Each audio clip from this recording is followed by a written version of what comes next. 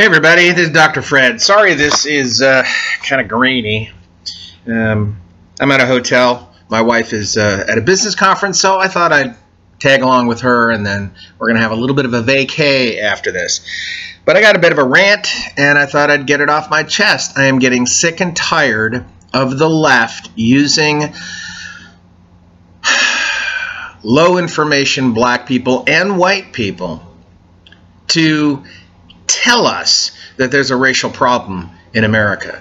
One of the most recent evidences of this kind of tactic is from those black kids who were tapped to make a video about Ferguson, and basically their job is, hey, racism? Whites are still racist. And so they point out all the reasons why. Well, here's a flash for them. Blacks can be just as racist. Now, I know what critical race theory says. Good old Dr. Derek Bell and others have taught, or actually I should say brainwashed, those within the black community to believe that blacks themselves cannot possibly be racist because they don't have the power. Whites have power. Therefore, blacks can't be racist. Well, that's a bunch of crap. Racism, the definition of racism, is when an individual dislikes or hates another individual because of the ethnicity of that individual. You don't have to have power to do anything. You can just hate. Hate is your motivator. Hate becomes your power. When you hate someone based on the color of their skin, you are a racist. When you join with 100 or so other black youths, let's call them thugs, because they're thug wannabes, and decide to go and play a new version of the knockout game called Point 'em Out, Knock 'em Out, and it's all directed at white people, don't tell me you're not racist. And don't tell me that because racism is so entrenched in American society that you have no option except to call it out by wandering around and victimizing innocent white people. Don't tell me that. Oh, and also don't tell me that, oh, because a black security guard at Kroger was hurt, he was also a victim. Therefore, this completely rules out any possibility of the situation at Kroger's in Memphis where at least 100 to 125 blacks pounced on and victimized only white people. Don't tell me that.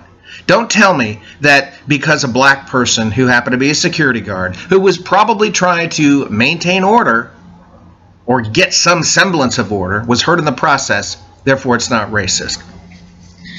Had that parking lot had all the shoppers at Kroger's at that point have been black, would that event have even occurred? No, it would not have. Look, ever since President Obama became president, the racial situation in America has not only not improved, but it has gotten far worse. Ever since Eric Holder became America's top cop as Department of Justice Attorney General, the racial situation in America has not improved. It has become far worse. It seems like those two are working hand in hand with people like Al Sharpton, the new Black Panthers, Jesse Jackson, and individual Democrat politicians across America to bring home this idea that racism is so deeply part of the fabric of America, from whites to blacks, that there's no hope of turning it around. We're moving to a time, and it's begun, when the United Nations is now referring by comparing America to South Africa and the apartheid situation that existed there. You know, it's getting to the point where white people are starting to look at blacks with a jaundiced eye. Why? Well, because we're wondering, is this black going to wait till they get past me and then sucker punch me? If I'm around blacks, are they going to all gang up on me?